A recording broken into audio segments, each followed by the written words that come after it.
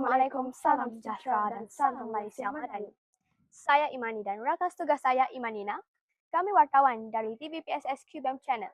Pada hari ini telah berlangsungnya Majlis Iftah Perdana di peringkat sekolah SMK KB.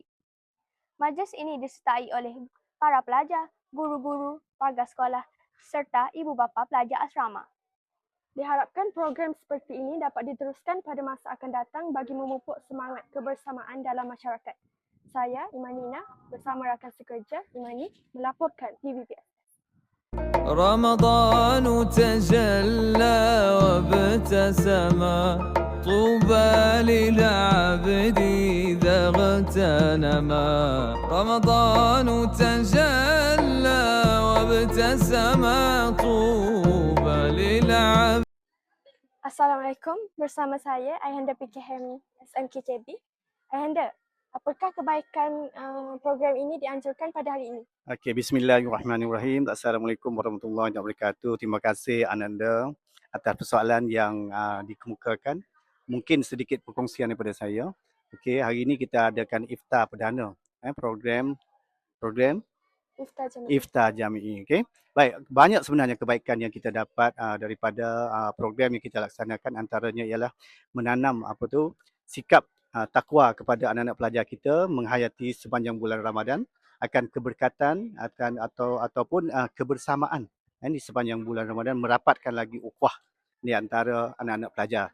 Baik, yang kedua, memberi peluang untuk kerjasama yang baik di sepanjang program yang kita laksanakan. Seperti mana kita lihat pada hari ini, kita adakan program berbuka puasa yang mana bukan satu program yang mudah untuk kita nak laksanakan tanpa kerjasama dan semangat toleransi di antara anak-anak pelajar.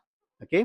Dan yang ketiganya, menanamkan nilai murni kepada anak-anak pelajar akan pentingnya program yang kita laksanakan ini di sebenar bulan yang mulia, bulan Ramadan. Okey. Merupakan yang mana program ni kita tahu merupakan program ataupun takwim tahunan sekolah kita.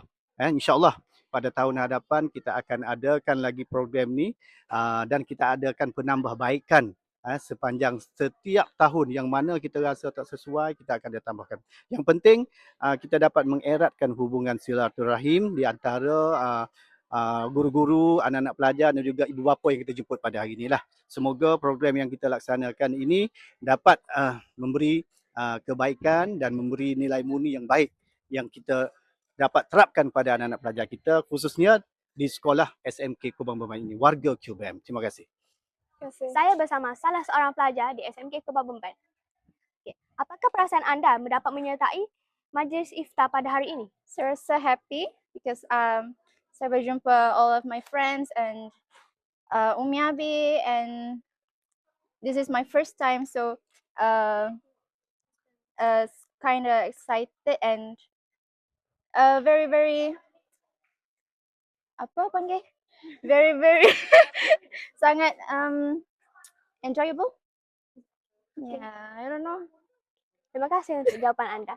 Bersama saya dan wakil pelajar QBEMS, apakah perasaan anda dapat menyertai majlis iftar Jami'i? Saya rasa sangat menggembirakan.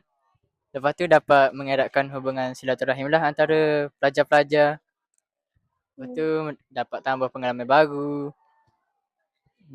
Itu je lah. Terima kasih.